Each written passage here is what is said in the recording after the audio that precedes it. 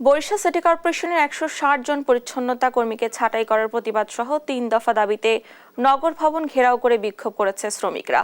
রোববার সকালে বরিশাল সিটি কর্পোরেশনের শ্রমিক ইউনিয়ন সহ বিভিন্ন সংগঠনের ব্যানারে নগর ভবনের সামনে প্রথমে মানববন্ধন ও বিক্ষোভ করে তারা।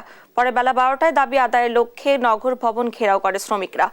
এ সময় সিটি কর্পোরেশনের ২টি গেটে তালা ঝুলিয়ে দিলে ভেতরে আটকা পড়েন বিসিসির কর্মকর্তারা। এ সময় আন্দোলনরত শ্রমিকরা ৩ দফা দাবি বাস্তবায়ন না করা পর্যন্ত কর্মসূচি চালিয়ে যাওয়ার ঘোষণা দেন। শ্রমিকদের বিক্ষোভে নগর ভবনের সামনে থেকে চকবাজার রোডে যান চলাচল বন্ধ রয়েছে। ১৬০ জন পরিচ্ছন্নতা কর্মীকে কোনো রকম ক্ষতিপূরণ দেওয়া ছাড়া, কোনো রকম নোটিশ দেওয়া ছাড়া ছাঁটাই করেছে।